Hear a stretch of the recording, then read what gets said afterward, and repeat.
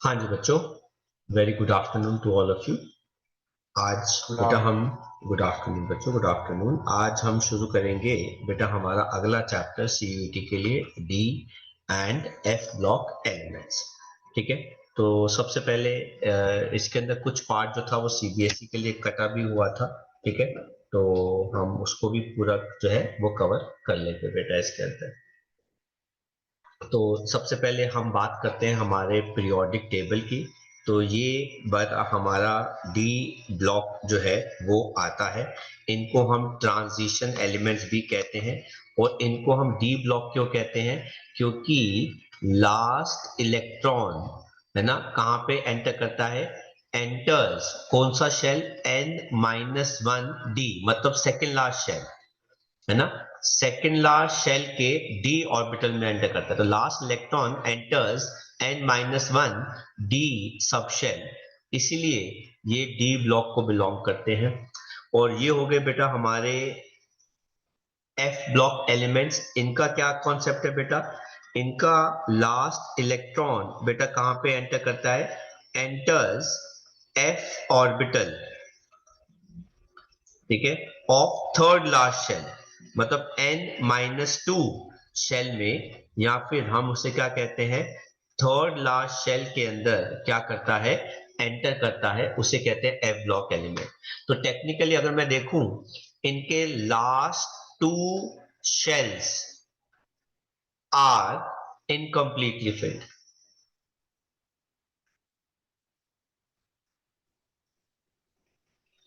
और इसके अगर मैं बात करूं तो last three shells are incompletely filled। ठीक है। तो ये इनका ट्रेंड बेटा, ये इनका तरीका जो है वो होता है बेटा। ठीक है।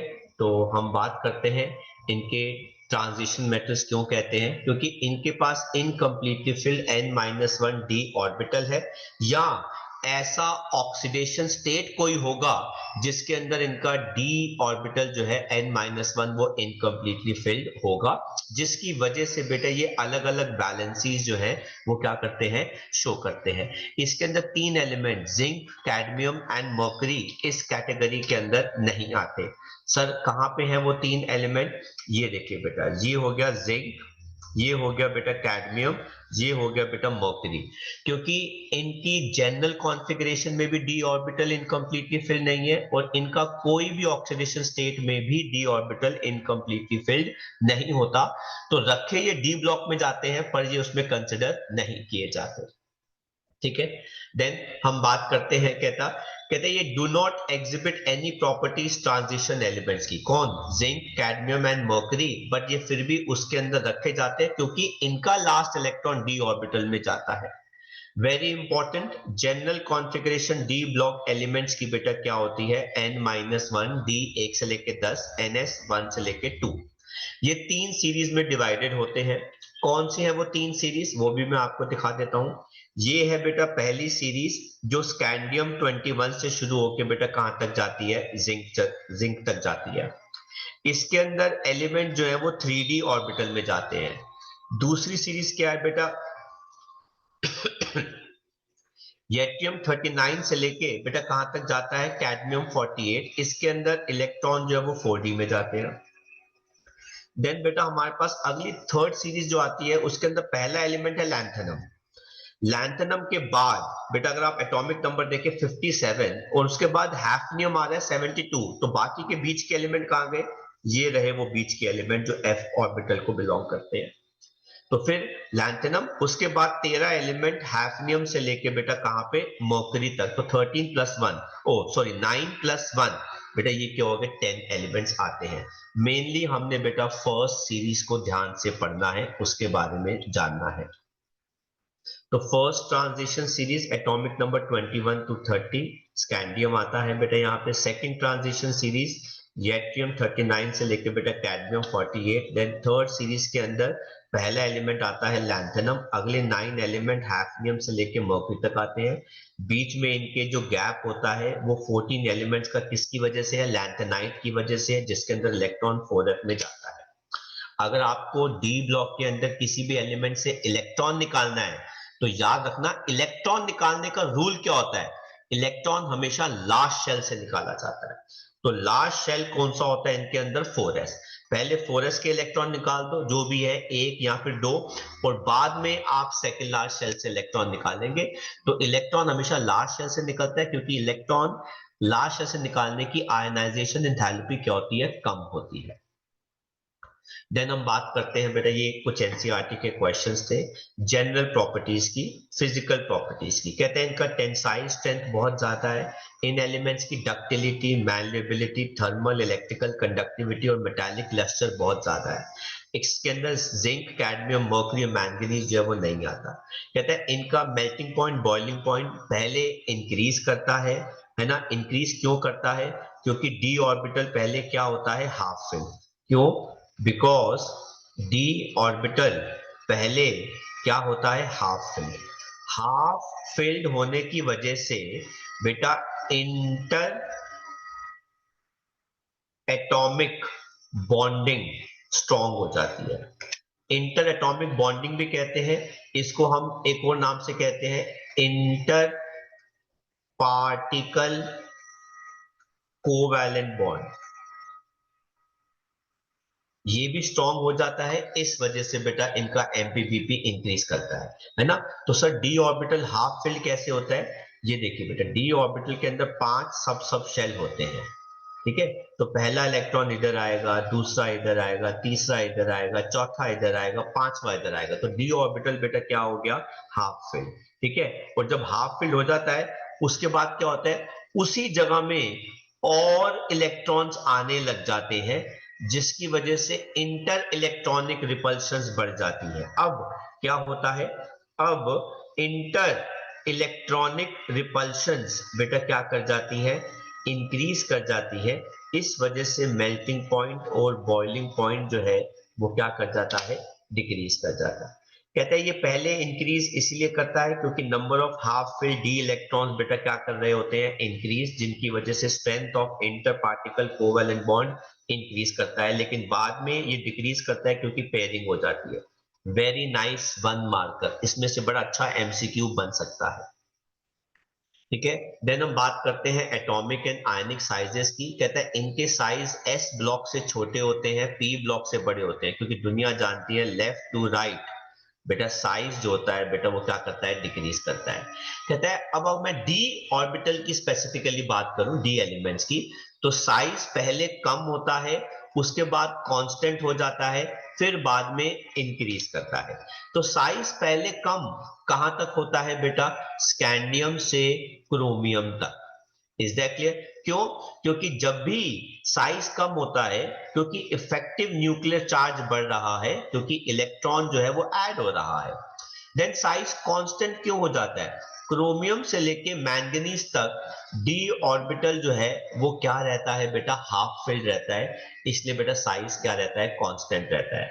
और बाद में जब डी ऑर्बिटल 3d 6 7 8 9 बढ़ता है तो साइज इंक्रीज करता है, इंटर इलेक्ट्रॉनिक रिपल्शन पेयरिंग की वजह से बढ़ती है, इस वजह से। कहते हैं सारी सीरीज के अंदर जो 3D सीरीज है वो सबसे छोटी होती है, और कमाल की बात 4D सीरीज उससे बड़ी है। 5D सीरीज को टेक्निकली 4D से बड़ा होना चाहिए, लेकिन 5D और 4D सीरीज का साइज जो है वो ऑलमोस्ट सेम रहता है। किस वजह से, लैंथेनाइट कॉन्ट्रैक्शन की वजह से, जिसको हम इस चैप्टर के लेटर पार्ट में पढ़ेंगे। बहुत इंपॉर्टेंट है बेटा ये। मेटालिक कैरेक्टर की बात करें, यहां से भी 1 मार्कर आता है। जैसे अभी आप पढ़ रहे थे कि साइज जो है पहले क्या करता है, डिक्रीज करता है, तो इसका मतलब हो गया इलेक्ट्रो पॉजिटिव कैरेक्टर जो है वो भी डिक्रीज करेगा, क्योंकि फोर्स ऑफ अट्रैक्शन बढ़ रहा है, वो इतनी आसानी से इलेक्ट्रॉन लूज नहीं करते। और स्ट्रॉन्ग मेटालिक बॉन्डिंग की वजह से या इंटर पार्टिकल कोवैलेंट बॉन्डिंग की वजह से इनकी डेंसिटी भी ज्यादा होती है, ये हार्ड होते हैं, और वेरी नाइस, इनकी हाई इंथैल्पी ऑफ एटमाइजेशन होती है। सबसे लोएस्ट इंथैल्पी किसकी होती है बेटा, एटमाइजेशन की। लोएस्ट इंथैल्पी ऑफ एटमाइजेशन कौन होता है बेटा, जिंक होता है। सर क्यों होता है, क्योंकि उसके पास डी के अंदर 10 इलेक्ट्रॉन होते हैं। सबसे ज्यादा रिपल्शन जिंक के डी इलेक्ट्रॉन्स की वजह से होती है, इस वजह से इसकी एंथैल्पी ऑफ एटमाइजेशन सबसे कम रहती है। ठीक है, तो बेटा इनकी क्वेश्चन आंसर्स ये आगे बेटा इसके ऊपर बेस्ड, ठीक है, जो हम पहले भी डिस्कस कर चुके हैं बेटा। वेरी इंपॉर्टेंट टॉपिक कहता है आयनाइजेशन एनर्जी और इलेक्ट्रोड पोटेंशियल। इनकी आईई की वैल्यू एस ब्लॉक से ज्यादा है, पी ब्लॉक से छोटी है, और टेक्निकली इनके केस के अंदर बेटा हमें दो आईई देखनी पड़ती है। पहला इलेक्ट्रॉन हम रिमूव करवाते हैं और बाद में हम दूसरा इलेक्ट्रॉन जो है वो क्या करवाते हैं, रिमूव करवाते हैं। लेकिन हमने कमाल की बात ये देखी, जैसे ही हमने पहला इलेक्ट्रॉन रिमूव करवाया तो इलेक्ट्रॉन्स जो होते हैं, जो बचते हैं, वो अपने आप को रीअरेंज करते हैं 4s और 3d ऑर्बिटल में, जिसकी वजह से रीऑर्गेनाइजेशन ऑफ एनर्जी आता है, जिसकी वजह से सम ऑफ IE1 और IE2 जो है बेटा वो क्या हो जाता है, इरेगुलर हो जाता है। इस वजह से इनके इलेक्ट्रोड पोटेंशियल की वैल्यूज जो होती हैं दो इलेक्ट्रॉन्स के लिए वो भी इरेगुलर होती है। तो सबसे पहले देखते हैं हम, दो इलेक्ट्रॉन्स अगर कोई लूज करता है उसके हिसाब से इलेक्ट्रोड पोटेंशियल की वैल्यू जो है वो क्या निकल के आती है।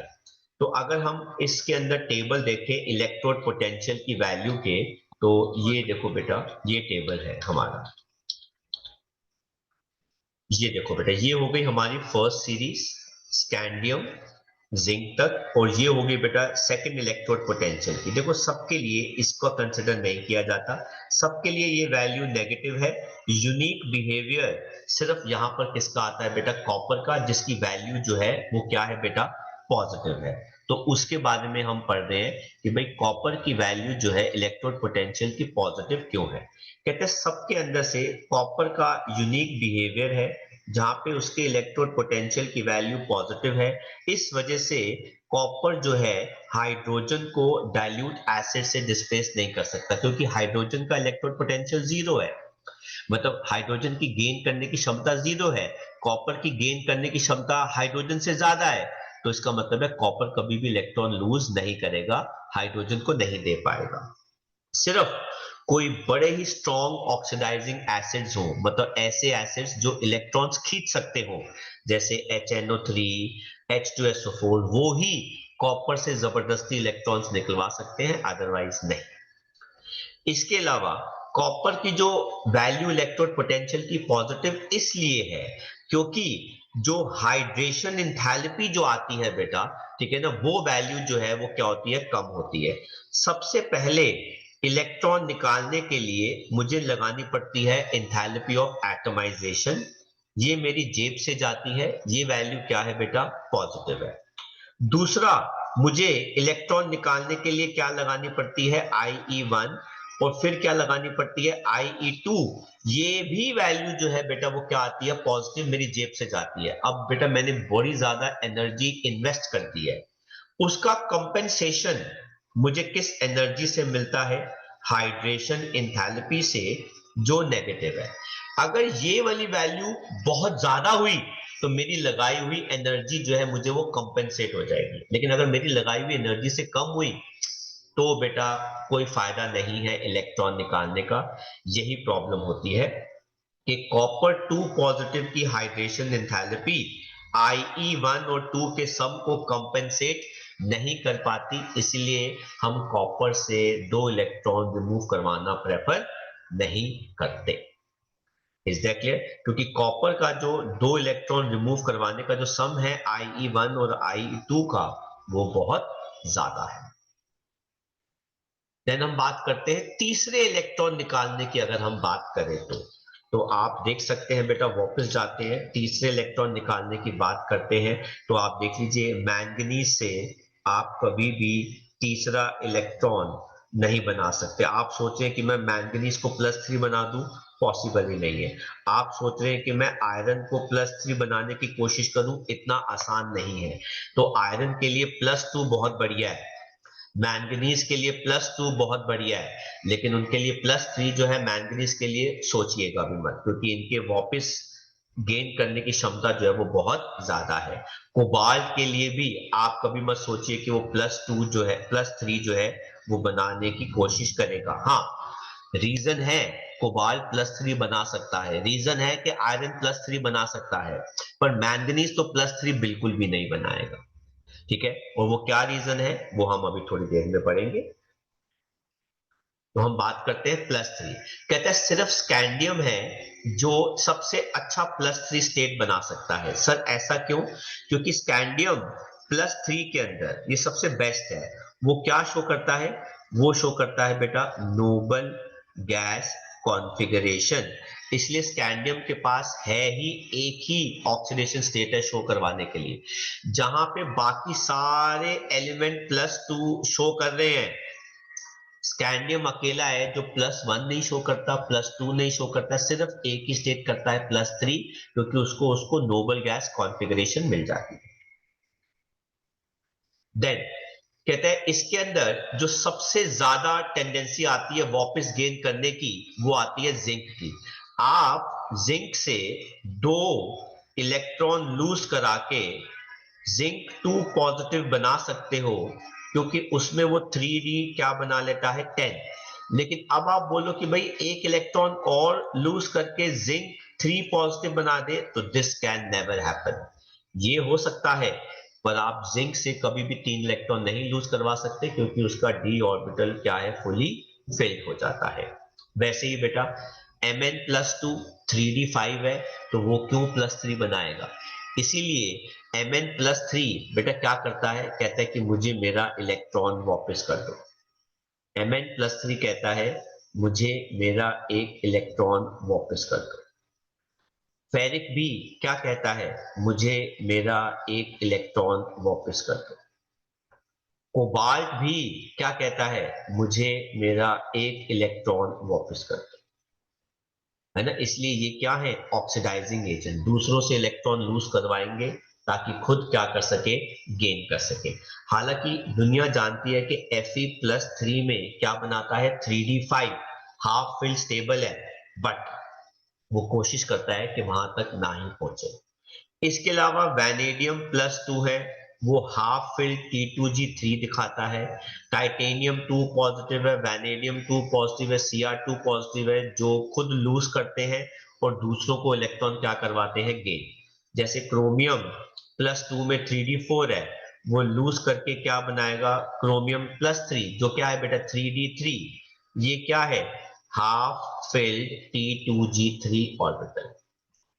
दूसरी चीज याद रखना कि जितनी छोटी वैल्यू होती है इलेक्ट्रोड पोटेंशियल की, मतलब नेगेटिव में जितनी नीचे आएगी, उतना स्टेबल उस मेटल का ऑक्सीडेशन स्टेट होता है, और वो उसमें सोल्यूशन फॉर्म के अंदर एग्जिस्ट करता है।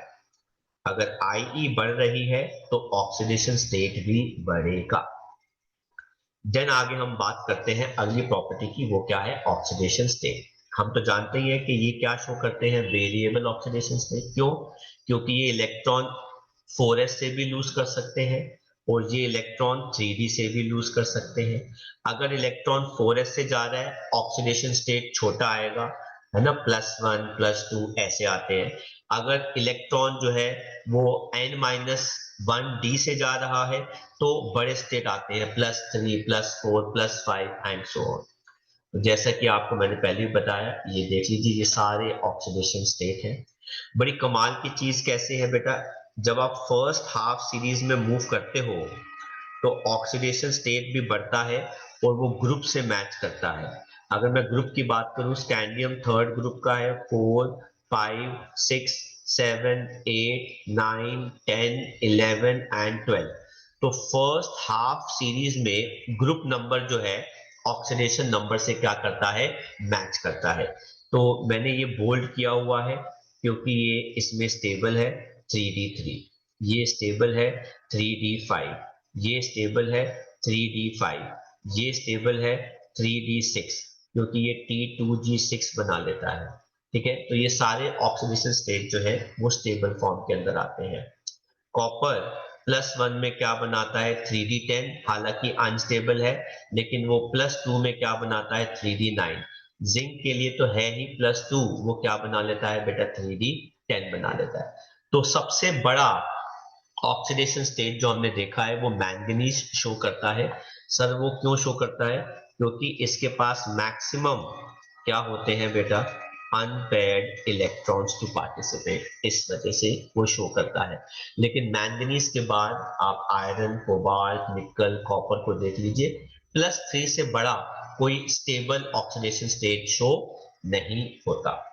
ये एक बहुत ही इंपॉर्टेंट चार्ट है जिसको आप बाद में स्टिल करके पॉज करके आप कॉपी भी कर सकते हैं, वैसे मैंने पहले भी कराया हुआ है। देन ये हमारे पास कुछ क्वेश्चन आंसर्स हैं एनसीईआरटी के जो हम पहले कर चुके हैं। और अब हम बात करते हैं features of oxidation state of transition metals. कहते हैं ग्रुप के अंदर highest oxidation state atomic number के साथ इंक्रीज करता है, मिडल तक मैक्सिमम आ जाता है लेकिन बाद में डिक्रीज करता है। अभी हमने पढ़ा कि मैंगनीज +7 तक जाता है।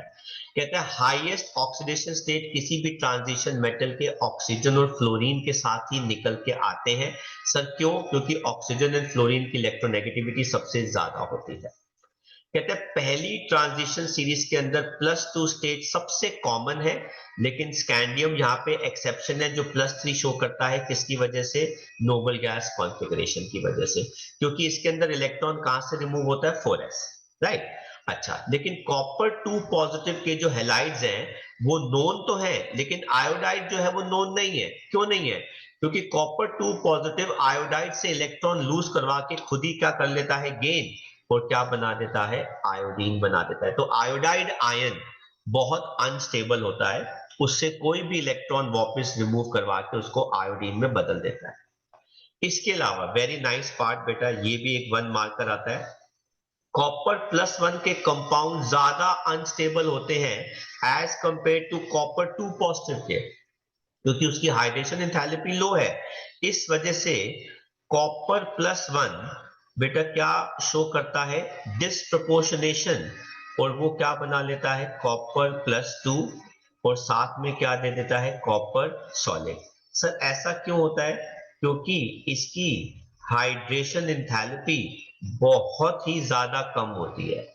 मतलब अभी पीछे मैं कह रहा था कि कॉपर 2 पॉजिटिव की कम होती है, कॉपर +1 की तो और भी कम होती है हाइड्रेशन एंथैल्पी, इसलिए वो इलेक्ट्रॉन लूज करना पसंद नहीं करता। इसलिए वो कहते हैं कि भाई वो डिस्प्रोपोर्शनेट हो जाता है और वो दे देता है copper 2 positive and copper. Very nice question.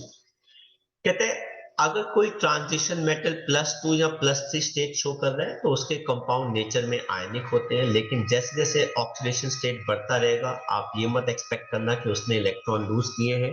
उस कंपाउंड के जो नेचर होंगे बेटा वो क्या बन जाते हैं? कोवैलेंट। अब जैसे MnO4- है ना, V2O5, ठीक है, Cr2O7 2-, Cr O3।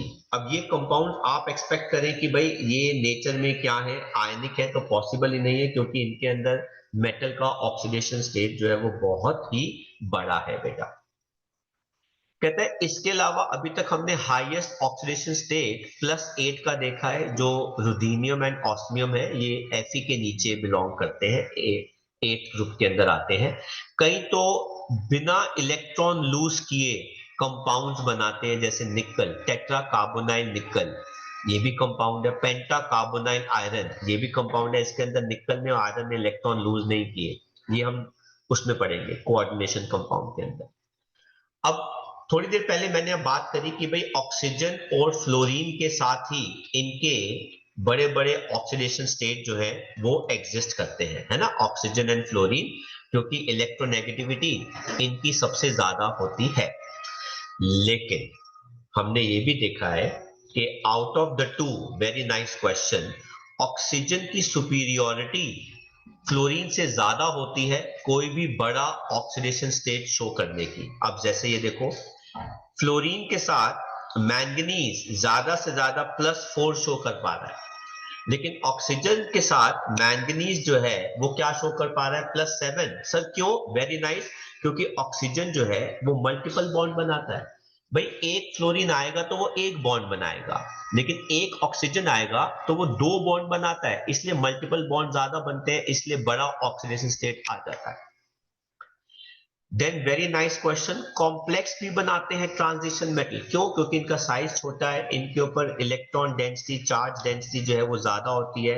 Very nice point, इनके पास फर्स्ट क्लास एनर्जी वाले खाली डी ऑर्बिटल होते हैं जो लोन पेयर किसी के भी एक्सेप्ट कर लेते हैं, स्पेशली लाइगेंड्स के, है ना। तो लाइगेंड्स लोन पेयर देते हैं, ये एक्सेप्ट करके एक कंपाउंड्स बना लेते हैं।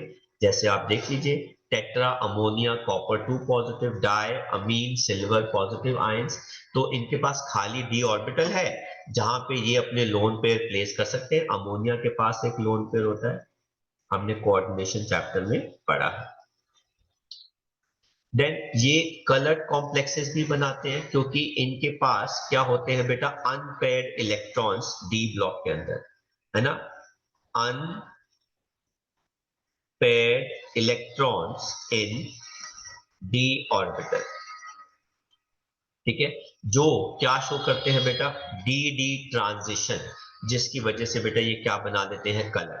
लेकिन अगर डी में कोई भी इलेक्ट्रॉन नहीं है, जैसे डी जीरो, ठीक है, या फिर जिंक 2 पॉजिटिव, मतलब डी ऑर्बिटल पूरा भरा है, तो डी ऑर्बिटल खाली और डी ऑर्बिटल अगर पूरा भरा है तो कलर नहीं आता, ठीक है। ये कॉन्सेप्ट होता है कलर कॉम्प्लेक्सेस बनाने का। देन हम बात करते हैं मैग्नेटिक प्रॉपर्टीज, वही बात आ गई, अनपेयर्ड इलेक्ट्रॉन्स डी ऑर्बिटल में होने की वजह से ये वीकली पैरामैग्नेटिक होते हैं, मतलब ये इलेक्ट्रिक फील्ड में, मैग्नेटिक फील्ड में वीकली अट्रैक्ट होते हैं, ठीक है। और अगर आपको किसी का भी मैग्नेटिक मोमेंट निकालना हो, इस फॉर्मूले से आप निकाल सकते हैं, जहां पे n क्या होता है, n is the number of unpaired electrons, और bm यूनिट होता है जिसको हम कहते हैं bore magneton. Catalytic properties, transition metals की वजह से हम बड़ी सारी केमिकल रिएक्शंस कैरी करते हैं, जैसे अगर आपको अमोनिया बनाना हो by Haber's process, iron is a transition metal. Sulphur dioxide को ट्राइऑक्साइड में बदलना हो तो वैनेडियम पेंटॉक्साइड या platinum is a catalyst use, और ये होता है कॉन्टैक्ट प्रोसेस के अंदर। सर क्यों? क्योंकि ये क्या शो कर सकते हैं, वेरिएबल बैलेंसेस। तो ये वेरिएबल बैलेंस की वजह से ये अलग अलग अनस्टेबल क्या बनाते हैं, इंटरमीडिएट, जो रिएक्शन को एक नया पाथ देते हैं और एक्टिवेशन एनर्जी को क्या कर देते हैं, कम कर देते हैं। जैसे हमारे पास एक रिएक्शन है, आयोडाइड को रिएक्ट करा रहे हैं पेरोक्सो डाइसल्फेट के साथ ताकि वो आयोडीन और क्या बना दे, सल्फेट। सबसे पहले फेरस फेरिक आएगा, फेरिक बोलेगा आयोडीन मुझे इलेक्ट्रॉन दे दो, तो आयोडाइड उसको इलेक्ट्रॉन देके किस में बदल जाएगा, आयोडीन, और ये क्या बन जाएगा, फेरस। बाद में फेरस अपने ही इलेक्ट्रॉन जो है पेरोक्सो डाइसल्फेट को देके फेरिक और सल्फेट में आ गया, तो फेरिक आयंस यहाँ भी कैंसिल हो गए, फेरस आयन यहाँ भी कैंसिल हो गए, दोनों को अगर आप ऐड करते हो तो ये ओवरऑल इक्वेशन हमारी आ जाती है। और इसके अलावा ये पूरी की पूरी रिएक्शन अपने सरफेस के ऊपर कैरी करते हैं, मतलब आपको कोई रिएक्शन कैरी करने के लिए कोई डिवाइस, कंटेनर वगैरह भी नहीं चाहिए, तो ये अपने सरफेस के ऊपर ही रिएक्शन को कैरी कर सकते हैं।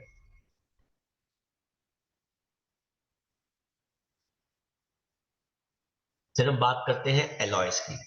ट्रांजिशन एलिमेंट्स के ऑलमोस्ट रेडियस बिल्कुल सिमिलर होते हैं, इसलिए आप इनको जल्दी से पिघलाकर मिक्स कर दो और ठंडा कर दो और ये क्या बना लेते हैं, एलॉयस बना लेते हैं, जैसे ब्रास, ब्रॉन्ज, स्टील एक्सेट्रा, ये हमारे एलॉयस बन जाते हैं। इंटरस्टिशियल कंपाउंड्स, अब जब आप ट्रांजिशन मेटल को, मान लीजिए आपके पास एक ट्रांजिशन मेटल का टुकड़ा है, आप जब इसको हीट करते हो तो इनके बीच में खाली जगह आ जाती है, इस खाली जगह के अंदर वार्म करने की वजह से इनके बीच में स्पेसेस आ जाते हैं, तो छोटे छोटे मेटल्स जो होते हैं जैसे हाइड्रोजन, नाइट्रोजन, ऑक्सीजन, कार्बन, वो इनके बीच में ट्रैप कर जाते हैं, इनको ठंडा कर दो तो ये क्या बनाते हैं, इंटरस्टिशियल बनाते हैं। तो ट्रांजिशन मेटल के पास खाली स्पेस होता है क्रिस्टल के अंदर, जहां पे छोटे छोटे एटम्स ट्रैप हो जाते हैं साइड्स के अंदर, और ये ट्रैप एटम उनको प्रॉपर्टीज उनकी बदल देते हैं, है ना। जैसे ये इनकी मैलिबिलिटी कम कर देते हैं, डक्टिलिटी कम कर देते हैं, लेकिन टेंसाइल स्ट्रेंथ एमपीबीपी वो क्या कर देते हैं, इंक्रीज कर देते हैं, जिसकी वजह से केमिकली बहुत स्टेबल हो जाते हैं।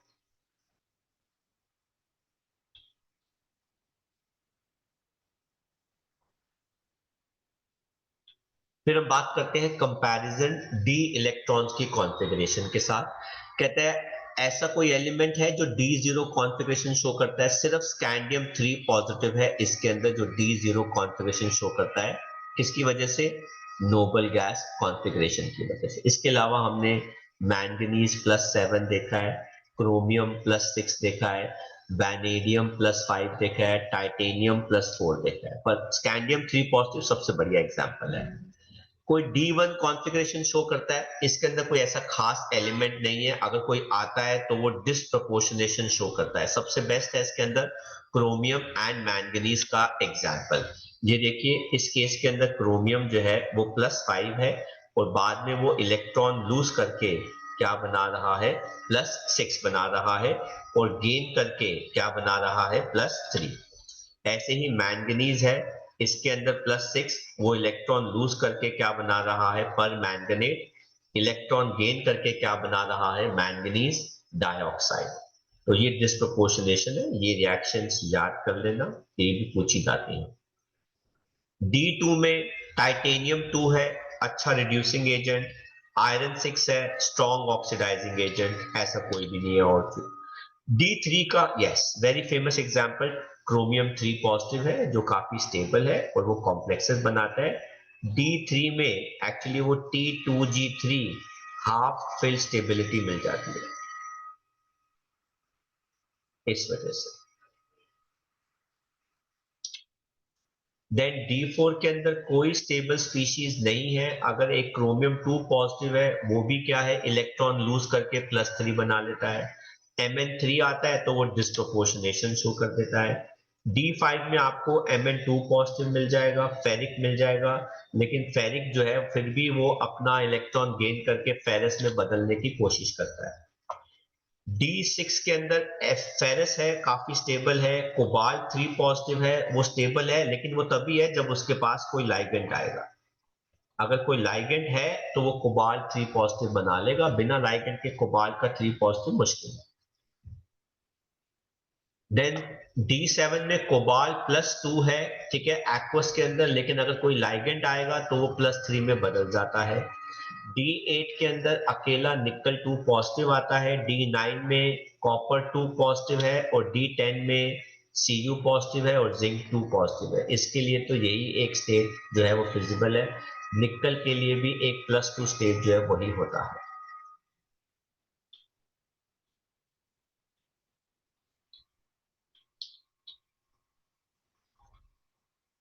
देन हम बात करते हैं oxides and oxo metal ions के बारे में, ठीक है। तो आप यहाँ से रिवाइज कर सकते हैं, मेरे चैनल के अंदर ये वाला पार्ट जो था एल्कलाइन KMnO4 वाला वो मिसिंग था, तो वो यहीं पे आप इसको गो थ्रू कर सकते हैं। कहते हैं सारे मेटल्स जो है वो ऑक्साइड बनाते हैं, नेचर में क्या होते हैं, आयनिक, लेकिन स्कैंडियम जो है वो नहीं बनाता, वो कोवैलेंट बनाता है। कहता है हाईएस्ट ऑक्सीडेशन स्टेट किसी भी ऑक्साइड का वो उनके ग्रुप नंबर से मैच करता है, जो हमने पढ़ा था, जैसे स्कैंडियम प्लस थर्ड ग्रुप का है तो +3 में वो ऑक्साइड बनाता है। मैंगनीज 7th ग्रुप का है तो वो +7 में वो बनाता है। कहते हैं ग्रुप 7 के आगे जाके कोई भी ऑक्साइड जो है वो आयरन का नोन नहीं है, Fe2O3 है जो एक अकेला जो है वो बन जाता है। कहते हैं कुछ मेटल जो है वो केटायंस के फॉर्म के अंदर भी ऑक्सो केटायंस बनाते हैं, जैसे VO2 positive, VO2 positive, TiO2 positive etcetera. कहते हैं ऑक्सीजन जो है वो ज्यादा बड़े स्टेट बनाता है फ्लोरीन से, जैसे फ्लोरीन जो है वो Mn4 बना रहा है, बट ऑक्सीजन उससे भी बड़ा स्टेट बनाता है, क्योंकि ऑक्सीजन मल्टीपल बॉन्ड्स बना सकता है। और जैसे जैसे ऑक्सीडेशन नंबर बढ़ता है, आयनिक कैरेक्टर कम होता है, कोवैलेंट नेचर इंक्रीज करता है। Mn2O7 एक कोवैलेंट ग्रीन कलर का ऑयल है। क्रोमियम ऑक्साइड और वैनेडियम पेंटॉक्साइड का MPBP कम होता है, इनके अंदर एसिडिक कैरेक्टर ज्यादा प्रोमिनेंट है as compare to ionic character. Chromium oxide nature में बेसिक है और क्रोमियम ट्राइऑक्साइड नेचर में क्या है, एम्फोटेरिक है। तो सबसे पहला हम कंपाउंड जो है वो पढ़ने वाले हैं डी ब्लॉक के अंदर, जिसका नाम है पोटेशियम डाइक्रोमेट। सर जी बेटा। सर आपने अभी ऊपर जो होते हैं वो ग्रुप के साथ कोइंसाइड करते हैं, बट सर ZnO2 का तो नहीं करता। हाँ, तो मैंने बताया था कि लेकिन वो हाफ तक करते हैं ना, मिडिल तक करते हैं, मैंगनीज तक करते हैं, मैंगनीज के बाद नहीं करते, ठीक है सर। है ना। ये बताया ना कि इट इज अटेन स्कैंडियम से लेके कहां तक, मैंगनीज, बियॉन्ड ग्रुप 7, मतलब मैंगनीज के बाद वो मैच नहीं करते। Okay sir. तो सबसे पहला जो हमारा कंपाउंड आता है ट्रांजिशन मेटल का, वो है पोटेशियम डाइक्रोमेट। ये हमें किससे मिलता है, क्रोमाइट ओर से मिलता है, जिसको हम FeO.Cr2O3 भी कहते हैं। आप इसको FeCr2O4 भी लिख सकते हैं एक ही बार में। क्रोमाइट ओर को हम पिघलाते हैं हीट के साथ, किसकी प्रेजेंस में, सोडियम या पोटेशियम कार्बोनेट की प्रेजेंस में, ताकि वो येलो कलर का एक सोल्यूशन बनाए जिसे हम कहते हैं सोडियम या potassium chromate. Actually chromate ions की वजह से ये कलर जो है वो क्या होता है बेटा, येलो होता है। तो आप देख लीजिए, हमने क्रोमाइट खोल लिया, उसको एयर में फ्यूज कर दिया, सोडियम कार्बोनेट की प्रेजेंस में जो क्या बना रहा है, सोडियम क्रोमेट जो येलो कलर का है, ये हो गया। साथ में Fe2O3, साथ में 8CO2, सारी रिएक्शंस इंपॉर्टेंट है। अब इस क्रोमेट आयन के अंदर हम बेटा क्या डालते हैं, एसिड मीडियम। तो ये जो क्रोमेट आयन है ये ऑरेंज कलर में बदलने लगता है, जिसको हम क्या कहते हैं, डाइक्रोमेट आयन, है ना। और बाद में आप जब इसी सोडियम डाइक्रोमेट को बेटा NaCl से रिएक्ट करते हो तो आपके पास आ जाता है कंपाउंड पोटेशियम डाइक्रोमेट। तो टेक्निकली मुझे कौन सा कंपाउंड चाहिए, डाइक्रोमेट। डाइक्रोमेट जो है वो हाई लो पीएच पे काम कर एग्जिस्ट करता है, वो एसिडिक में पीएच में जो है वो क्या करता है, एग्जिस्ट करता है। ठीक है, तो ये देखो बेटा, येलो कलर का क्रोमेट आयन हो गया, क्रोमियम के दो डबल बॉन्ड बन रहे हैं ऑक्सीजन के साथ, है ना, ये वाला डबल बॉन्ड हो गया, ये सिंगल बॉन्ड हो गया, और O के ऊपर नेगेटिव चार्ज हो गया, O के ऊपर नेगेटिव चार्ज हो गया। देन हम बात करते हैं डाइक्रोमेट आयन के अंदर, तो बेटा एक इसके बीच में सेंटर आ जाता है ऑक्सीजन का, तो दो आयंस आ जाते हैं, वेरी नाइस, है ना। रेजोनेंस की वजह से ये तीनों बॉन्ड लेंथ एक जैसी होती है ना। तो ये सब जो है वो कितनी है, 163 पिकोमीटर। ये वाली जो बॉन्ड लेंथ है वो 179 पिकोमीटर है, और इनका एंगल इतना हो गया। तो वो पूछ सकते हैं कि क्या बॉन्ड लेंथ क्रोमियम और ऑक्सीजन की सेम होती है कि अलग अलग होती है, रेजोनेंस की वजह से सेम होती है। कहते हैं क्रोमेट और डाइक्रोमेट आयंस दोनों pH 4 में इक्वी में एग्जिस्ट करते हैं। अगर आप pH कम कर देंगे तो वो डाइक्रोमेट बदल जाता है, अगर आप pH बढ़ा देंगे बेस में तो वो क्रोमेट बन जाता है। तो ये pH की वैल्यू जो है वो भी याद रखना बेटा। प्रॉपर्टीज, ये ऑरेंज कलर का क्रिस्टलाइन सॉलिड होता है, मेल्टिंग पॉइंट 670 केल्विन है, गर्म पानी में सॉल्युबल होता है, ठंडे पानी में थोड़ा सा कम सॉल्युबल होता है। अगर आप पोटेशियम डाइक्रोमेट को हीट करते हैं तो वो पोटेशियम क्रोमेट दे देता है, दिस इज पोटेशियम क्रोमेट, साथ में क्या दे देता है, क्रोमिक ऑक्साइड। ये भी रिएक्शन इंपॉर्टेंट है, लेकिन ये तो सबसे ज्यादा इंपॉर्टेंट है, ऑक्सीडाइजिंग प्रॉपर्टीज। अब आप देख सकते हैं डाइक्रोमेट लिखा होगा या फिर पोटेशियम डाइक्रोमेट लिखा होगा, इन दोनों के अंदर क्रोमियम का ऑक्सीडेशन स्टेट क्या है, +3, जो इलेक्ट्रॉन गेन करना प्रेफर करेगा। अगर ये इलेक्ट्रॉन गेन कर रहा है तो ये मेथड क्या हो गया, रिडक्शन, इसलिए जो रिड्यूस होता है उसको हम क्या कहते हैं, ऑक्सीडाइजिंग एजेंट। तो पोटेशियम डाइक्रोमेट दूसरों से इलेक्ट्रॉन लूज कराएगा और खुद इलेक्ट्रॉन क्या करेगा, गेन करेगा। और ये स्पेशली किस मीडियम में प्रेफर करता है, एसिडिक मीडियम के अंदर। तो आप देख सकते हैं, तो potassium dichromate acidic medium H2SO4 में क्या बना रहा है, potassium sulphate, chromium sulphate, water, and क्या दे रहा है, नेसेंट ऑक्सीजन। इसकी आयनिक इक्वेशन जो है वो ये आती है, dichromate ions H positives gain 6 electrons to form 2 chromium. तो आप बेटर है कि ये हाफ इक्वेशन ऐड कर दीजिए, जिससे इलेक्ट्रॉन लूज करा रहे हैं उससे 6 इलेक्ट्रॉन लूज करवा दीजिएगा।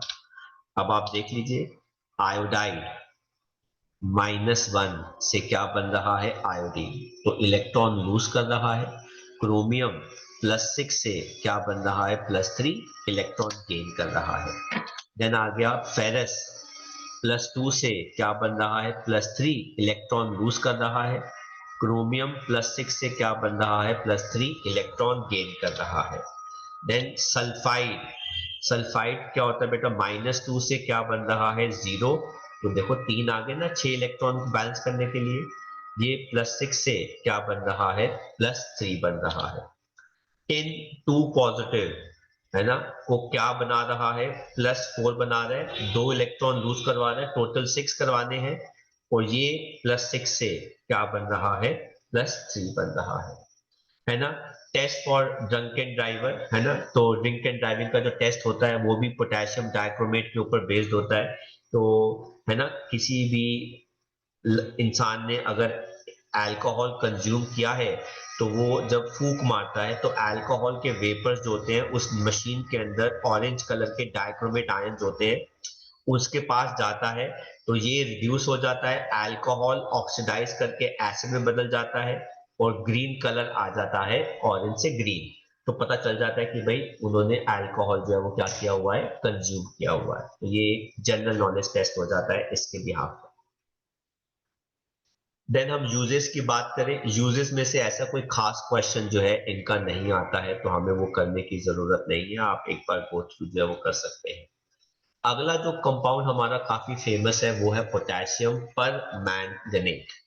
ठीक है, ये कैसे आता है बेटा, लार्ज स्केल के ऊपर आप पायरोलूसाइड और MnO2 को आप पिघला दीजिए, है ना, in presence of a base metal hydroxide like KOH, और क्या ले लीजिए, एक oxidizing agent like potassium nitrate, तो वो डार्क ग्रीन कलर के पोटेशियम मैंगनेट में बदल जाता है।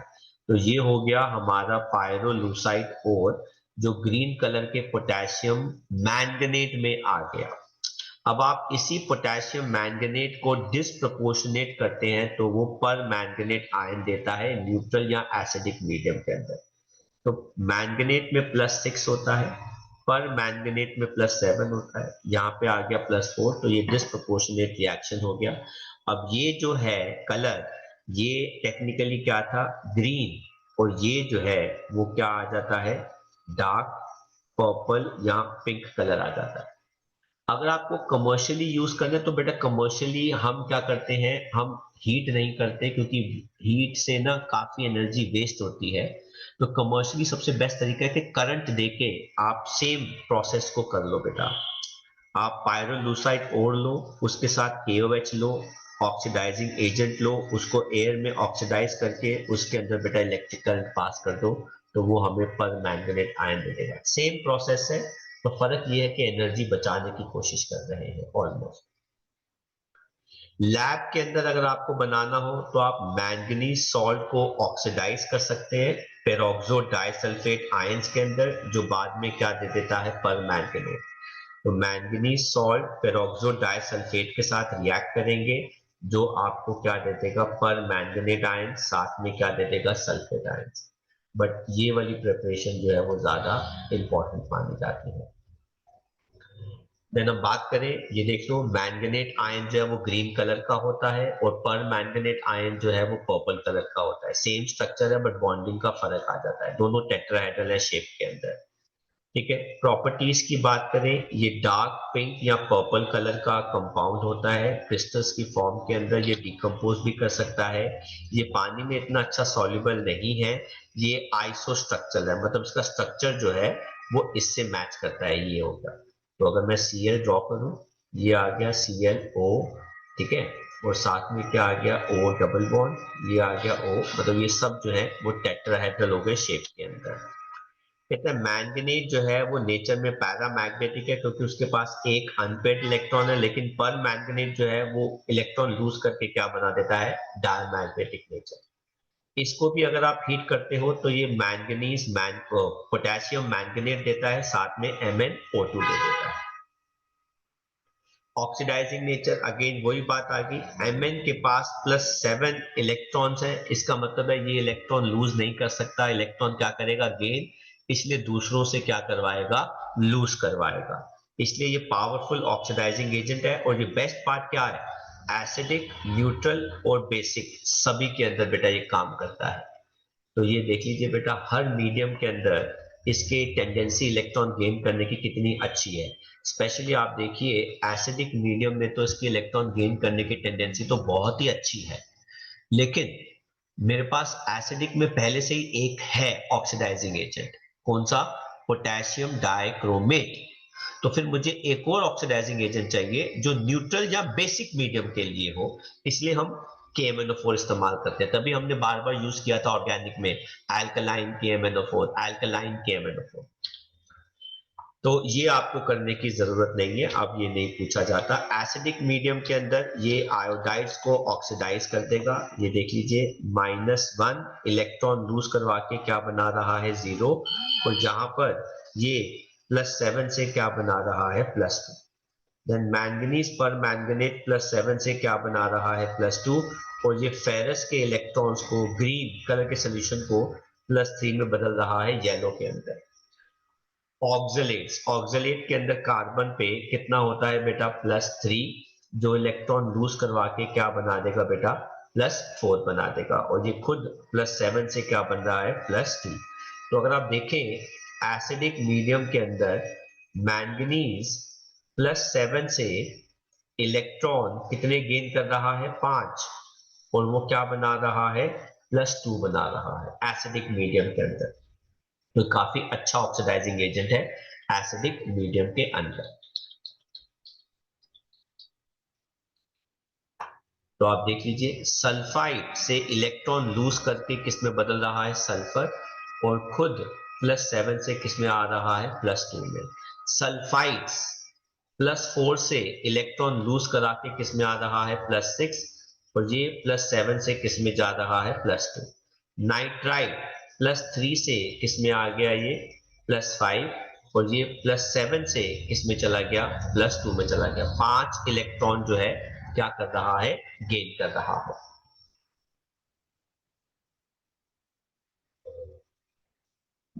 लेकिन न्यूट्रल या फेंटली अल्कलाइन मीडियम में इसकी गेन करने की क्षमता कम होती है। +7 से बेटा कितना आ गया, +4, आयोडाइड को किस में बदल रहा है, आयोडेट के अंदर, है ना। देन +4 से बेटा किस में आ गया, +6, खुद +7 से किस में आ रहा है, +4 में आ रहा है। देन +7 है, यहाँ +2 है, और इलेक्ट्रॉन गेन करके या लूज करके क्या बना रहा है, +4 बना रहा है। तो ये सारी हमारी इक्वेशन जो है वो आ जाती है, एंड सारी की सारी इंपॉर्टेंट है। फिर आप जब पोटेशियम पर मैंगनेट से टाइट्रेशन करते हो तो उसके अंदर एसिड के अंदर HCl मत लेना, क्योंकि पोटेशियम पर मैंगनेट क्या करेगा, HCl के अंदर Cl- से ही इलेक्ट्रॉन लूज करवाना लग जाएगा, मतलब वो खुद ही आपस में रिएक्ट कर जाएंगे, है ना, और वो क्लोरीन देने लग जाएगा। तो आप कोई और एसिड ले लेना, HCl मत लेना, क्योंकि HCl will itself start losing electrons. तो यूजेस की बात करें, ये काफी अच्छा है, ये लैब रिएजेंट में इस्तेमाल होता है, ये डिसइंफेक्टेंट भी है, ड्राई सेल में भी इस्तेमाल होता है, ये क्वालिटेटिव एनालिसिस, वॉल्यूमेट्रिक एस्टिमेशंस उसके अंदर भी इस्तेमाल होता है। ये वूल को, कॉटन सिल्क को ब्लीच करने में काम आता है, डीकलराइज करने में भी काम आता है। ये हमारे क्वेश्चंस हो गए एनसीईआरटी के, और इसके बाद हम बात करेंगे एफ ब्लॉक एलिमेंट के साथ।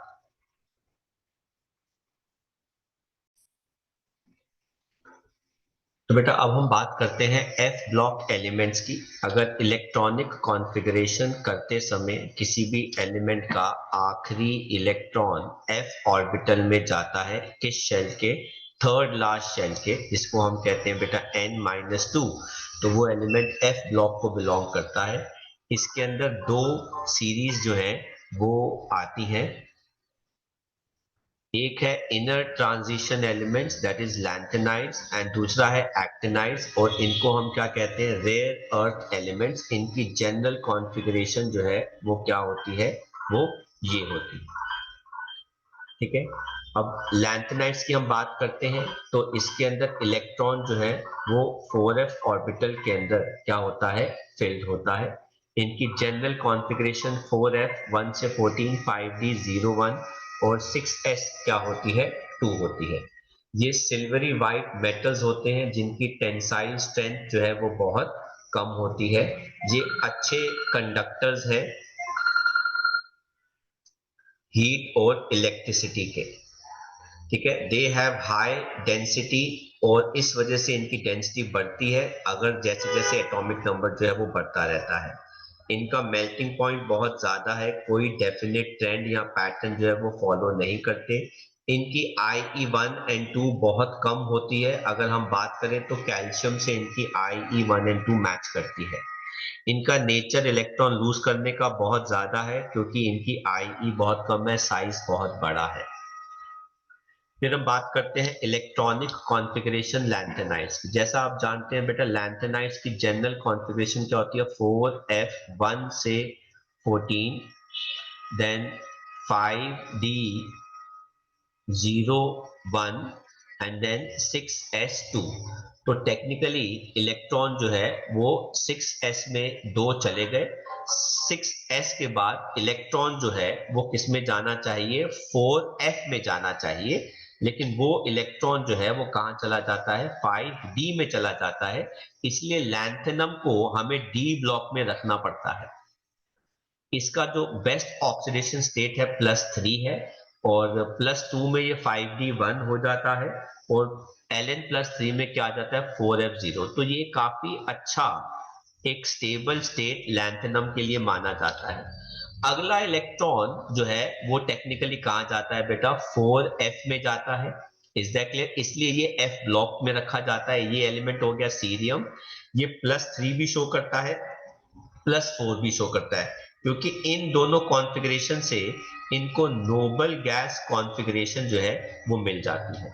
ठीक है, देन आपके पास अगला एलिमेंट F3 में चला गया, तो ये वाला जो है वो भी इलेक्ट्रॉन जो है 4f में आ गया, +3 +4 आ गया, देन 4f4 आ गया, 4f5 आ गया, 4f6 आ गया। अब देखो ना, f ऑर्बिटल हाफ फिल्ड होता जा रहा है। 4f14, ये देखो f ऑर्बिटल हाफ फिल्ड हो गया, तो यूरोपियम का सबसे ज्यादा स्टेबल स्टेट जो है वो कौन सा हो जाएगा, +2, क्योंकि 4f जो है वो क्या हो गया, हाफ फिल्ड हो गया, हाफ फिल स्टेबल हो गया। देन इसके बाद जब अगला इलेक्ट्रॉन डालते हो तो 4f एक्सेप्ट नहीं करता, वो कहते हैं भाई मैं तो स्टेबल हूं, मेरे को क्यों दे रहे हो। तो वो इलेक्ट्रॉन बेचारा फर्दर कहां चला जाता है, 5d में चला जाता है।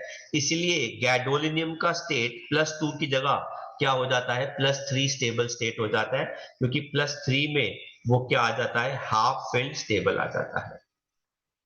ठीक है, देन हम बात करते हैं आगे के एलिमेंट्स के लिए। अब वही इलेक्ट्रॉन वापस 4f में आ गया, 9 है ना, देन आ गया 4f10, then 4f11, 4f12, 4f13, and ये देखो आ गया ना फुली फिल्ड।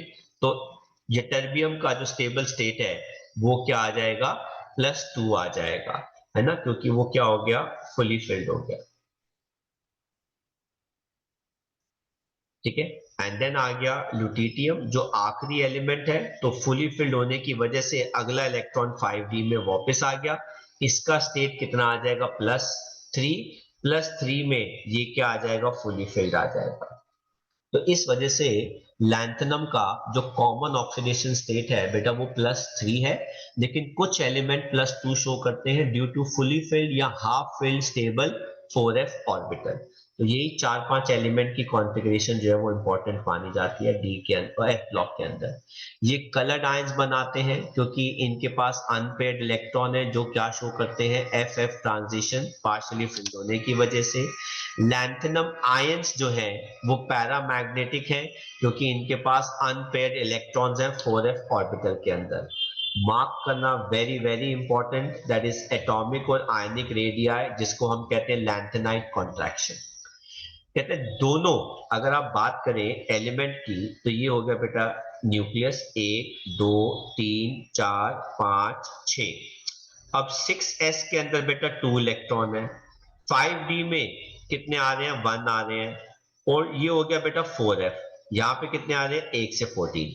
प्रोटॉन इधर जाता है, लेकिन इलेक्ट्रॉन इधर चला गया, प्रोटॉन इधर गया, इलेक्ट्रॉन इधर गया, प्रोटॉन इधर गया, इलेक्ट्रॉन इधर गया। तो टेक्निकली न्यूक्लियस से लेके इसके अंदर न्यूक्लियर चार्ज तो बेटा क्या रहा, सेम। स्क्रीनिंग इफेक्ट जीरो है, क्योंकि इलेक्ट्रॉन कहां जा रहा है, थर्ड लास्ट शेल में जा रहा है। थर्ड लास्ट शेल में अगर इलेक्ट्रॉन जाता है तो वो स्क्रीनिंग रिपेलिंग नहीं कर पाता, जिसकी वजह से इफेक्टिव न्यूक्लियर चार्ज बहुत ज्यादा बढ़ जाता है, जिसकी वजह से साइज छोटा हो जाता है, जिसको हम कहते हैं लैंथेनाइड कॉन्ट्रैक्शन। ठीक है, तो प्रोटॉन न्यूक्लियस में जा रहा है, लेकिन इलेक्ट्रॉन जो है वो न्यूक्लियस में जाने की बजाय, इलेक्ट्रॉन जो है वो लास्ट शेल में जाने की बजाय कहां जा रहा है, third last shell. Electron last shell में अगर जाता है तो वो स्क्रीनिंग अच्छी करता है, लेकिन अगर इलेक्ट्रॉन थर्ड लास्ट शेल में जाएगा तो वो स्क्रीनिंग बिल्कुल भी नहीं करेगा, जिसकी वजह से रिपल्शन जो होती है वो ना के बराबर होती है, अट्रैक्शन बढ़ जाती है, साइज छोटा हो जाता है। कहते हैं रीजन फॉर लैंथेनाइड कॉन्ट्रैक्शन, कहते हैं जैसे जैसे एटॉमिक नंबर बढ़ रहा है, इलेक्ट्रॉन 4f में एंटर करता है, मतलब थर्ड लास्ट शेल में, और ये वर्ड क्या है बेटा, which is ineffective in screening, या आप कह सकते हैं बेटा पुअर शील्डिंग इफेक्ट, या आप क्या कह सकते हैं, पुअर शील्डिंग इफेक्ट, जिसकी वजह से न्यूक्लियर चार्ज या इफेक्टिव न्यूक्लियर चार्ज बढ़ जाता है, एटम या आयन का साइज छोटा हो जाता है।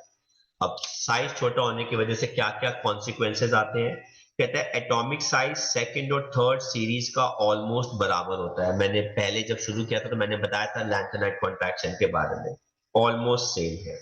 ठीक है, अच्छा, टेक्निकली इंक्रीज होना चाहिए, लेकिन लैंथेनाइड कॉन्ट्रैक्शन जितना भी इंक्रीज हो रहा होता है उसको पहले से ही कट कर देती है, कैंसिल कर देती है, इससे साइज नहीं बढ़ता।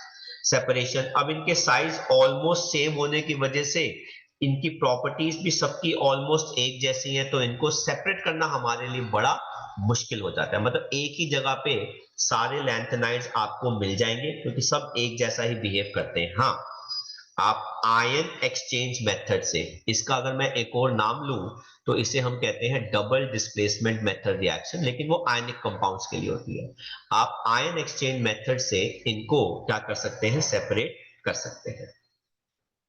फिर कहते हैं effect of basic strength, very important. कहते हैं लैंथेनाइड आयन का साइज लेफ्ट टू राइट छोटा हो रहा है, इसका मतलब है उनका कोवैलेंट कैरेक्टर जो है वो बढ़ रहा है, इसलिए उनकी basic strength left to right क्या होती जा रही है, कम होती जा रही है।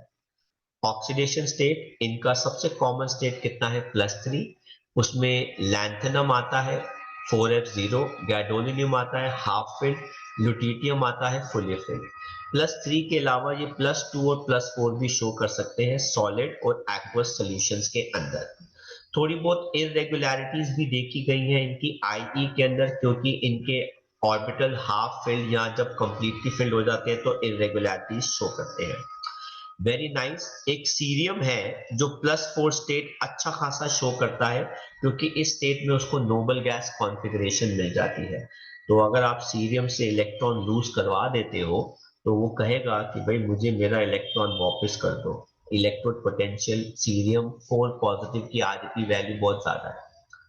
देन बेटा कुछ और भी एलिमेंट हैं जो +4 स्टेट शो करते हैं। +2 में यूरोपियम आ गया, ये टर्बियम आ गया जो मैंने आपको बताया था half filled fully filled f orbital.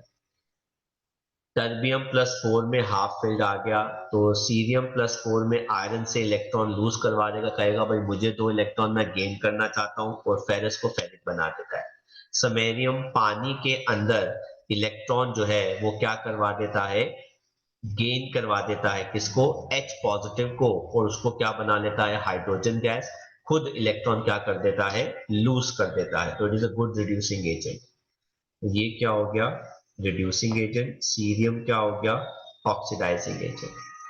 Chemical reactivity, ये कार्बन के साथ कार्बाइड्स बनाते हैं, हाइड्रोजन के साथ हाइड्राइड्स बनाते हैं, ऑक्सीजन के साथ ऑक्साइड बनाते हैं, सल्फर के साथ सल्फाइड बनाते हैं।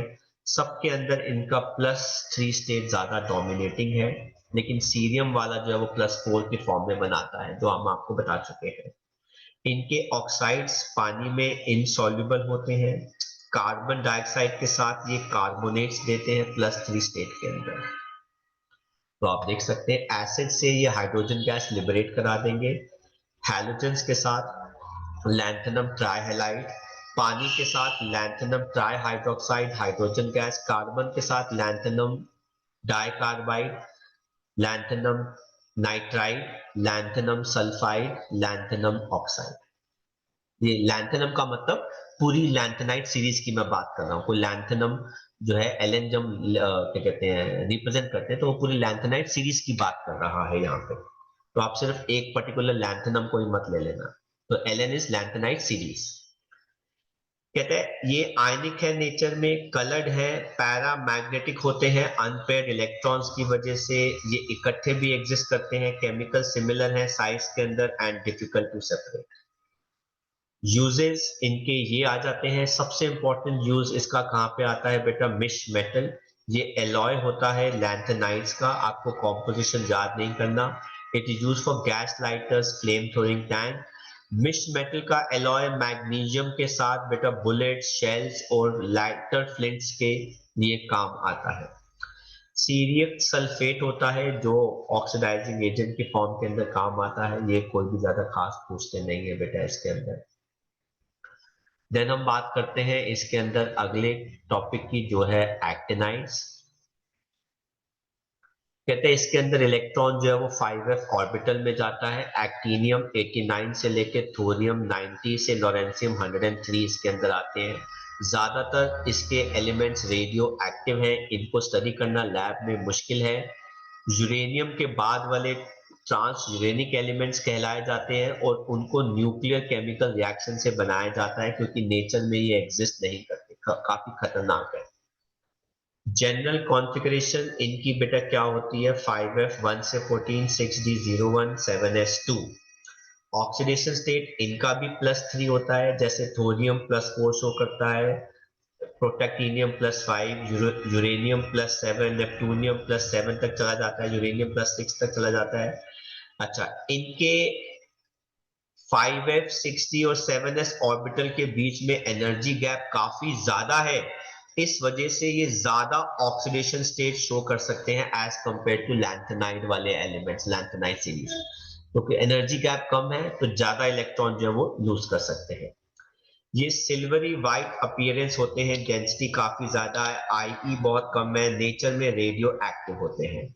इनका भी एमपीबीपी बहुत ज्यादा होता है, पर कोई ट्रेंड प्रॉपर नहीं है। इलेक्ट्रॉनिक कॉन्फ़िगरेशन इसके अंदर जैसा कि मैंने आपको बताया, जनरल कॉन्फ़िगरेशन क्या है बेटा, 5f 1 से 14, 6d01 एंड 7s2। तो 7s2 के बाद जब अगला इलेक्ट्रॉन जाता है तो उसको 5f में जाना चाहिए, पर वो 6d में चला जाता है, इसलिए एक्टिनियम d ब्लॉक में रखा जाता है। और इसका कॉमन स्टेट कितना रहता है, +3, क्योंकि क्या हो गया बेटा, इनकम्प्लीट एम्प्टी f ऑर्बिटल। अगला इलेक्ट्रॉन टेक्निकली f में जाना चाहिए, वो भी नहीं जाता, लेकिन वो कहाँ जाता है, d में जाता है। लेकिन हम इस थोरियम को d ब्लॉक में नहीं रखते, इसको हम f ब्लॉक में ही रखते हैं। ठीक है, हालांकि इलेक्ट्रॉन d में जा रहा है पर जाता ये f ब्लॉक में, अगर रख देंगे तो सारा खराब हो जाएगा पीरियोडिक टेबल। फिर प्रोटैक्टिनियम से फिर 2 इलेक्ट्रॉन निकल के f में आ जाते हैं, तो ये आ गया आपके पास। फिर d से फिर दोबारा f में, फिर 6d1 4f आ गया। अब जैसे जैसे f ऑर्बिटल हाफ फिल की तरफ जाता है तो 6d1 वाला इलेक्ट्रॉन भी f में आ जाता है। अब कहानी सही हो गई। तो americium f5 f7 half fill stable हो गया, तो इसका भी कॉमन स्टेट जो है वो कौन सा रहता है बेटा, +3 रहता है। देन अगला इलेक्ट्रॉन जाना चाहिए 5f7 के अंदर, हाफ फिल्ड है तो वो एक्सेप्ट नहीं करता, मैं स्टेबल हूं, इसलिए इलेक्ट्रॉन जो है वो कहां चला जाता है, 6d में चला जाता है। वो क्या हो गया, क्यूरियम हो गया बेटा।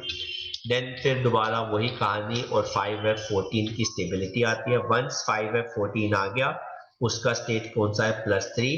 अगला इलेक्ट्रॉन 6d में चला जाता है, तो ये हो गया लॉरेंशियम। तो कभी कभार वो पूछ लेते हैं who is the last element of actinide series, who is the last element of lanthanide series, तो ये पता होना चाहिए। ये भी कलर है अनपेयर्ड इलेक्ट्रॉन्स की वजह से, ट्रांजिशन मेटल। तो इनका जो इलेक्ट्रॉन है वो 5f0 5f7 ये कलरलेस है, वेयर एज बाकी के आप देख लें सबके अपने अपने कलर्स हैं बेटा, अनपेयर्ड इलेक्ट्रॉन्स की वजह से। ये भी हाईली इलेक्ट्रोपॉजिटिव है, लैंथेनाइट्स की जैसी रिएक्टिविटी शो करते हैं। इनके पास भी अनपेयर्ड इलेक्ट्रॉन है, पैरामैग्नेटिक है। लैंथेनाइट कॉन्ट्रैक्शन की तरीके से बेटा एक्टिनाइट कॉन्ट्रैक्शन भी होती है, लेकिन एक्टिनाइट कॉन्ट्रैक्शन ज्यादा होती है as compare to lanthanide contraction, क्योंकि 4f electrons poor shielding effect show करते हैं, 5f electrons very poor shielding effect show करते हैं। तो इस वजह से actinide contraction is much more than lanthanide contraction. Then application D and F block elements की आप देख सकते हैं, ये इनके सिंपल यूजेस हैं, कौन कौन कहाँ कहाँ पे इस्तेमाल होता है। जिगलर नाटा कैटलिस्ट हमारे पास होता है, टाइटेनियम टेट्राक्लोराइड और ट्राइमिथाइल एल्यूमिनियम, इनके भी नाम पूछ लेते हैं। आयरन हेबर्स प्रोसेस में, निकल हाइड्रोजनेशन प्रोसेस के अंदर, ये सारे इनके आ जाते हैं। देन डिफरेंस की बात करें, लैंथेनाइट्स का जनरल +3 है, उसके अलावा +2 +4, एक्टिनाइट्स का +3 है, उसके अलावा +4 +5 +6 +7। इनकी कॉम्प्लेक्स बनाने की क्षमता कम होती है, इनकी कॉम्प्लेक्स बनाने की क्षमता ज्यादा होती है। ये ऑक्सो आयंस नहीं बनाते, ये बड़े अच्छे से बनाते हैं। प्रोमीथियम के अलावा सारे नॉन रेडियो एक्टिव हैं, इसके अंदर सारे ही रेडियो एक्टिव होते हैं। ये लेस बेसिक है, ये ज्यादा बेसिक होते हैं नेचर में। ये हमारे क्वेश्चन आंसर्स हो गए और हमारा चैप्टर खत्म हो जाता है। तो मैं आपके साथ शेयर कर रहा हूं एमसीक्यू सीरीज के साथ।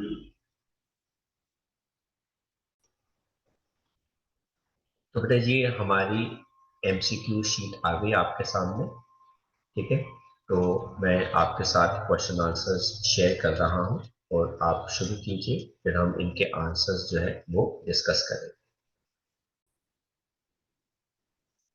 हाँ जी भाई, तो डिस्कस करते हैं। जरा मुझे कोई बताएगा कि electronic configuration transition element x की +3 ऑक्सीजन स्टेट के अंदर ये है, what is the atomic number. तो आप 26 तीन इलेक्ट्रॉन ऐड कर, तो कितना आ रहा है, 26 26 आ गया। तो इलेक्ट्रॉनिक कॉन्फ़िगरेशन कॉपर 2 पॉजिटिव की 3d9 है, वेयर एज कॉपर 1 की 3d10 है। Which of the following is correct, copper 2 positive is more stable, हाँ ये सही है। Copper 1 copper equally stable, copper 2 positive less stable, stability of copper 1 copper 2 depends upon the nature of the copper salt. तो copper 2 positive is more stable. कहता है metallic radii some elements का given है, which of these elements will have highest density, atomic number के साथ density जो है वो क्या करती है, इंक्रीज करती है। तो एटॉमिक नंबर किसका सबसे ज्यादा है, कॉपर का, है ना। कहते हैं जनरली ट्रांजिशन एलिमेंट जो है वो कलर्ड सॉल्ट्स बनाते हैं अनपेयर्ड इलेक्ट्रॉन्स की वजह से। विच of the following compounds will be coloured solid state के अंदर, है ना। तो ये होगा क्योंकि इसके अंदर +2 है, +2 के अंदर इसका 3d9 होगा, इसके पास एक अनपेयर्ड इलेक्ट्रॉन है। कहते हैं fifth, addition of small amount of KMnO4 conc H2SO4 के अंदर ग्रीन ऑयली कंपाउंड जो है वो बनाता है, which is highly explosive in nature. Identify the compound, कौन सा होता है, Mn2O7, क्योंकि स्ट्रॉन्ग ऑक्सीडाइजिंग एजेंट है ना इसके अंदर, Mn+7 है। Which of the following statement about transition element is not correct? They show variable states, सही है। They exhibit diamagnetic pyramid property, ये भी सही है। All ions are colored, they exhibit catalytic property। All ions are colored, ये तो possible नहीं है ना। कोई कुछ जो है वो कलरलेस होते हैं, जैसे वो सारे सॉल्ट जिनके डी ऑर्बिटल फुली फिल्ड है तो कलरलेस हो जाएंगे, जैसे जिंक वाला जो है सॉल्ट कलरलेस होता है। Which of the following oxygen state is common for all lanthanoids, वो कौन सा होता है, +3। कर लिए भी मार्क्स सबने, यस सर आगे बढ़े। यस सर यस चलो, सर। हम्म,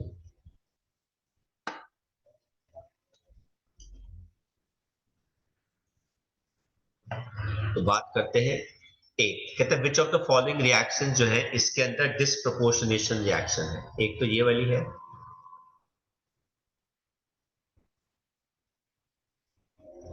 ठीक है, और कौन सी रिएक्शन है,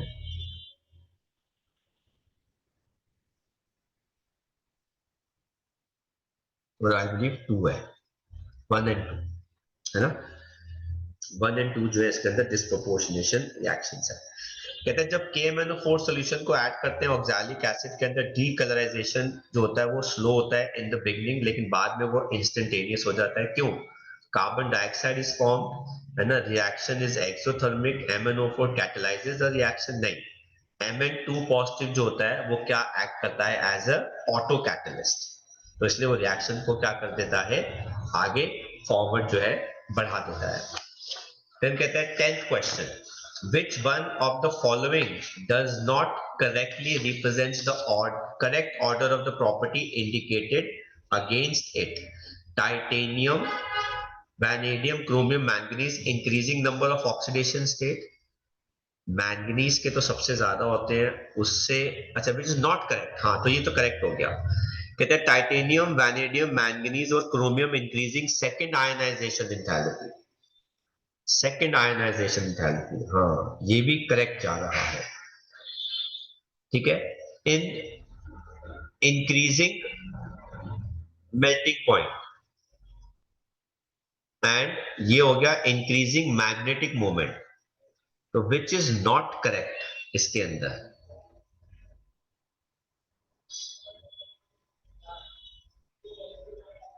titanium, vanadium, chromium, second IE, इसकी तो वैल्यूज देखनी पड़ेगी है ना, इसको अभी हम डिस्कस करते हैं। बट मेरे हिसाब से इंक्रीजिंग मेल्टिंग पॉइंट में ये आ रहा है आंसर, मेरे हिसाब से सी आएगा, ठीक है। पर देखते हैं जरा इसको। KMnO4 act as oxidizing agent in acid medium. The number of moles of KMnO4 that will be needed to react with 1 mole of sulfide ions, है ना, तो वो रिएक्शन बैलेंस रिएक्शन में कितना होता है, 2/5। Which of the following is an amphoteric oxide nature के अंदर, तो बेटा ये तो पता है हमें Cr2O3 एम्फोटेरिक है, तो Cr2O3 किस केस में आ रहा है बेटा, सिर्फ ए ऑप्शन में ही आ रहा है, Yes, sir. है ना, तो वही हो गया हमारा option. Gadolinium belongs to 4f series with atomic number is 64. Which of the following is the correct electronic configuration? Gadolinium atomic number 64, which is the following correct configuration?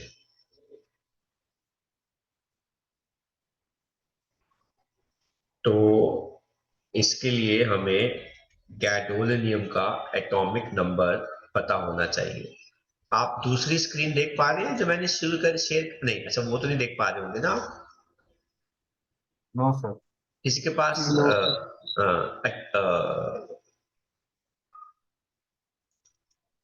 Sir topic number दिया given है। हाँ given है, लेकिन मैं xenon का atomic number देख रहा हूँ कि कितना है। अगर जेनॉन का एटॉमिक नंबर पता चल जाए तो 54 है सर। 54 है ना, तो जेनॉन का एटॉमिक नंबर कितना आ गया, 54। अगर जेनॉन का एटॉमिक नंबर इज 54, तो 54 के बाद 2 इलेक्ट्रॉन तो यहां चले गए, है ना, सर बी ऑप्शन है सर। तो 2 इलेक्ट्रॉन यहां चले गए 6s में, तो 56 हो गया। 56 के बाद, ठीक है, 56 के बाद बचे कितने, 8 इलेक्ट्रॉन, तो 8 इलेक्ट्रॉन का मुझे डिस्ट्रीब्यूशन चाहिए, तो वो ये आ जाएगा, क्योंकि 4f ऑर्बिटल हाफ फिल्ड होगा, तो ये हो जाएगा। ये कैसे आ सकता है, ये नहीं आएगा ना, क्योंकि अगर 5d में मैं 1 भर देता हूं तो 4f में 7 आ जाएंगे ना, अच्छा सर तो ठीक है ए सर। ऑप्शन आ जाएगा इसके अंदर। कर लिए सबने मार्क? सर यस 13 और 14 बचा है। कितने? 40 नहीं किया सर, सॉरी। हाँ बेटा, वो थोड़ा नीचे करना पड़ेगा ना, स्क्रॉल करना पड़ेगा। आगे बढ़े बेटा, कर लिया सबने copy? Yes yes sir. Sir. Yes sir.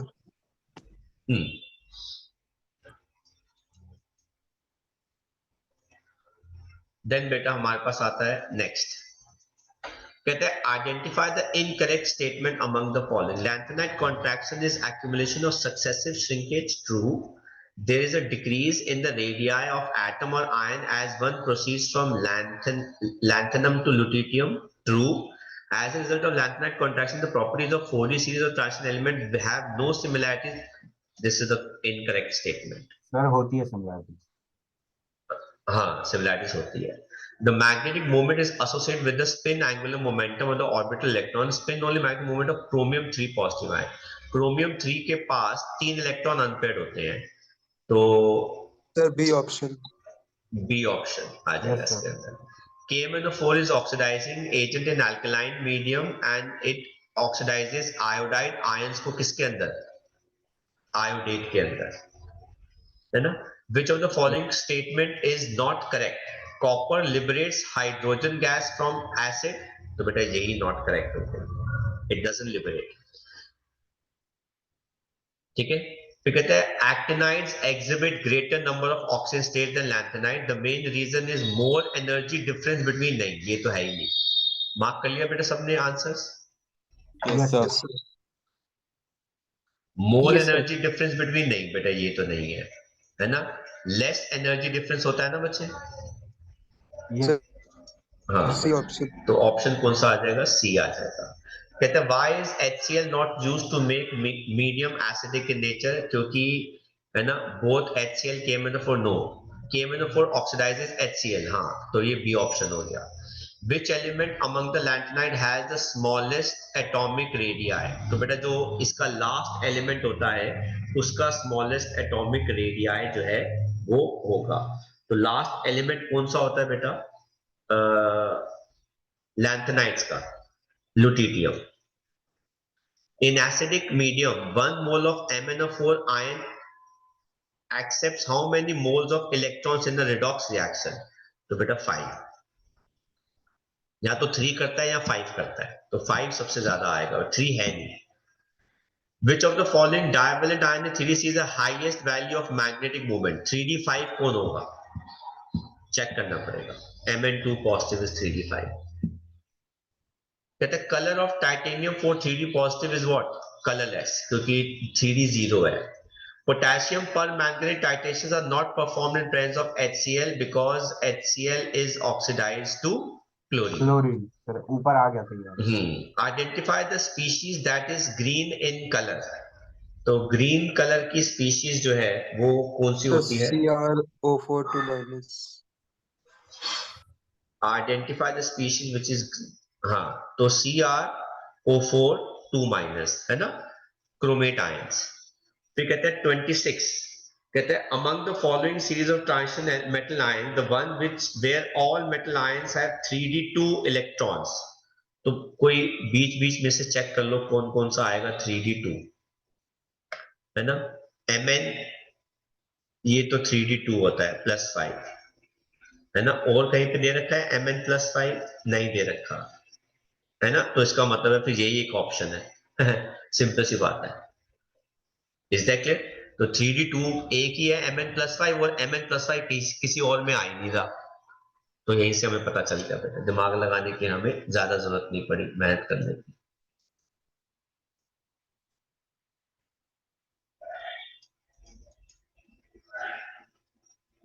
ठीक है, नेक्स्ट हम देखते हैं। कहते हैं cuprous ion is colorless while cupric ion is colored because both have, cuprous ion is incompletely filled 3D orbit, cupric ion is complete, है ना? B option हो गया। Which of the following statement is incorrect? Zinc, cadmium, mercury due to presence of completely filled d orbital are not studied along with the other transition है, ये तो true है बेटा।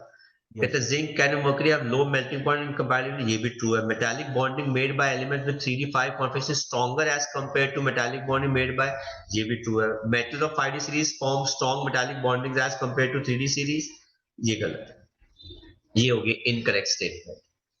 Which of the following ions have maximum magnetic moment? इसके पास सबसे ज्यादा unpaired electron है, 3d5 भी है।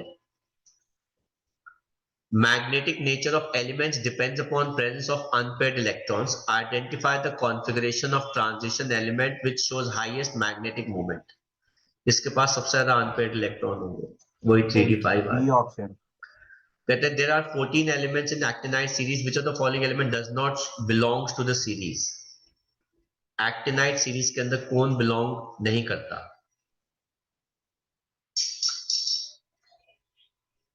यूरेनियम तो है, नेप्टूनियम भी है ना, टीएम है, और कौन सा बचा है हमारा एफएम। तो TM is the one which doesn't belong. कहते हैं which of the following is amphoteric. I guess ये क्वेश्चन रिपीट हो गया है ना। Cr2O3 है, ए ऑप्शन। तो ए ऑप्शन आ गया है ना। 30 सेकंड जो है वो हमारा रिपीट हो गया।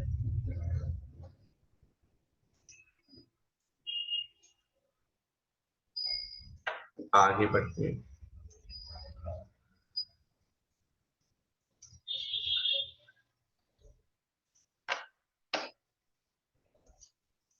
कहते हैं interstitial compounds are forms of small atoms are trapped inside the crystal lattice of the metal. Which of the following is not the characteristic property of interstitial compound? They have high melting points in comparison to pure metal. They are hard, they retain metallic content, they are chemically reactive. तो I believe chemically reactive जो है वो नहीं होते हैं, है ना। यहाँ पर इनफैक्ट इंटरस्टिशियल कंपाउंड का मतलब क्या है? बेटा जब आप किसी भी मेटल, ट्रांजिशन मेटल को हीट करते हो तो उनके बीच में खाली जगहें बन जाती है जिसके अंदर छोटे छोटे एटम जो है वो आके अपनी जगह ऑक्यूपाई कर लेते हैं, उनको इंटरस्टिशियल कंपाउंड्स कहते हैं। Okay sir. Which of the following statement is not correct? Copper liberates, I guess, I don't know, repeat हो गया। पूरी रिपीट तरीके हो से गया। रिपीट नहीं होगा, शायद कुछ चेंजेस हैं। In its higher oxidation state, manganese forms stable compounds with oxygen and fluorine. ये भी true है, नहीं ये वो repeated नहीं है। Mn3 and cobalt 3 positives are oxidizing agents, दूसरों से lose कराएंगे, खुद क्या करेंगे, gain, सही है। They are reducing agents, reducing agent दूसरों को गेन कराएंगे, खुद क्या करेंगे। हमें कौन सी फाइंड करनी है इसके अंदर? इनकरेक्ट स्टेटमेंट जो है वो फाइंड करनी है बेटा। सर पहली ही है। ये ऑप्शन। पहली आ गई इसके अंदर। When acidified K2Cr2O7 solution is added to SN2 positive salts, the SN changes to क्या? SN4, है ना। The highest oxidation state of manganese in fluoride is +4, but the highest state in N oxygen is +7. क्यों भाई? Fluorine is more electronegative than oxygen. Fluorine does not possess d orbital. Fluorine stabilizes low oxygen. In covalent compounds, fluorine can form. हाँ, तो fluorine जो है वो बेचारा single bond ही बना सकता है। Although zirconium belongs to 4d transition series and hafnium 5d transition series, even they show similar physical and chemical properties. किसकी वजह से? Because they have similar atomic radius, है ना, लैंथेनाइट कॉन्ट्रैक्शन की वजह से, है ना। Yes, no? Yes, sir.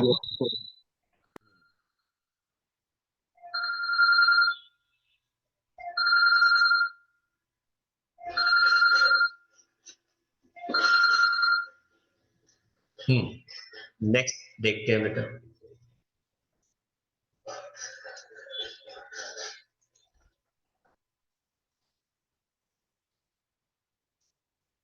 तो कहते हैं 38 predict which of the following will not be coloured. तो इसके अंदर से कलर्ड जो है वो कौन नहीं होगा? Cu positive. Cu positive 3d10। कहते हैं इन द फॉलोइंग क्वेश्चंस आपके पास दो से ज्यादा ऑप्शन हो सकती है। जनरली ट्रांजिशन एलिमेंट्स एंड उनके सॉल्ट्स कलर होते हैं due to presence of unpaired electrons in the metal ion. Which of the following compounds are coloured? Sir एक तो KMnO4, एक तो KMnO4 हो गया, एक टाइटेनियम टेट्राक्लोराइड होता है। Transition element shows magnetic moment due to spin and orbital motion of the electron. Which of the following metallic ions have almost same spin, only magnetic moment? तो titanium Cl4 में हमारे पास titanium भी +4 charge नहीं आएगा? +4 होता है, but हाँ वो कलर्ड होता है। Okay sir. हाँ, तो it is cobalt 2 positive and chromium 3 positive, है ना। इनका स्पिन जो है वो सेम होगा क्योंकि इनके पास same number of unpaired electrons है। कर लिया बच्चों कॉपी सबने? Yes, sir. Yes, sir. Yes, sir. Hmm.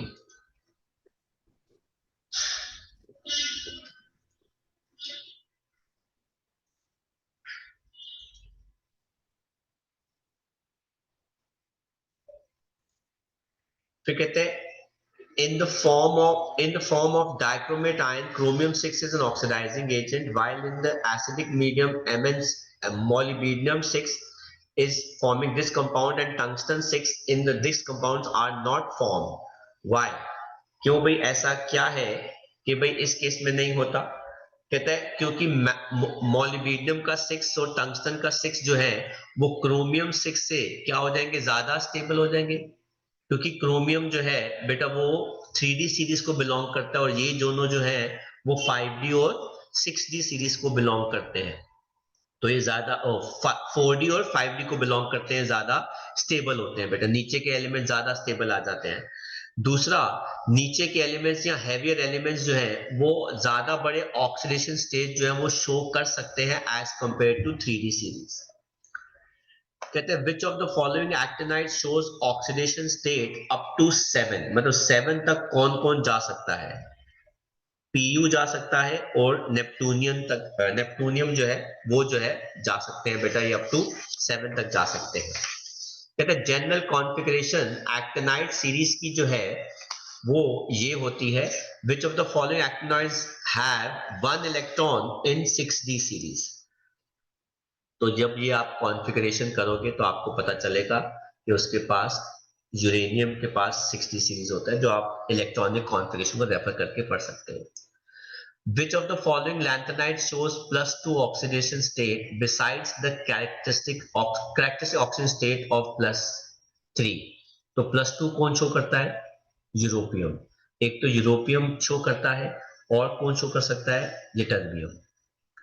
Which of the following, अच्छा 43 के अंदर यूरेनियम के अलावा भी तो कोई होना चाहिए ना, तो अगर 92 है तो 93 नेप्टूनियम भी आएगा ही आएगा, क्योंकि पहले एक्टिनाइड सीरीज के जो पहले 4-5 होते हैं उनके अंदर 6D के अंदर एक इलेक्ट्रॉन रहता है। 45 कहता है which of the following ion shows higher spin only magnetic moment value. तो आपको इसके अंदर अनपेयर्ड इलेक्ट्रॉन जो है वो फाइंड करने पड़ेंगे। इसके अंदर 5 है, इसके अंदर भी 5 है, बाकियों में कम होंगे। Transition elements form binary compounds halogens के साथ। विच of the following element will form try halide इस केसेस के अंदर? ट्राइहैलाइड कौन? क्योंकि क्रोमियम ट्राइहैलाइड प्रेफर करता है, कोबाल्ट +3 कर सकता है, कॉपर तो शो ही नहीं कर सकता, निकल के पास सिर्फ एक ही स्टेट होता है +2, कॉपर के पास या तो +1 है या फिर क्या है +2। कहते हैं which of the following will not act as oxidizing agent. दूसरों से इलेक्ट्रॉन क्या कराएगा? लूज, और खुद क्या करेगा? गेन। मोलिब्डेनम 6 तक रहता है, ठीक है, और टंगस्टन ये अभी हमने ऊपर पढ़ा है क्योंकि हायर है ना 4D और 5D में वो +6 जो है वो आराम से शो कर लेते हैं।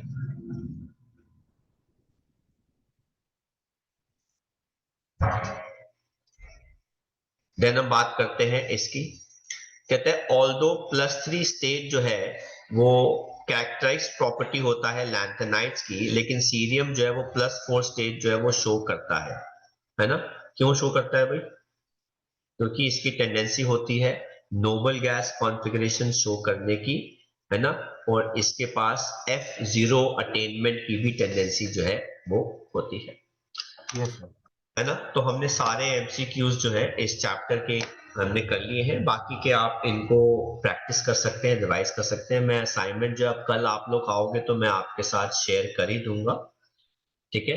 तो आप बाकी के क्वेश्चन जो है वो और ज्यादा प्रैक्टिस जो है वो कर सकते हैं। कल प्रॉबेबली हाँ कल थर्सडे है तो आपकी फिजिक्स की क्लास होगी बेटा।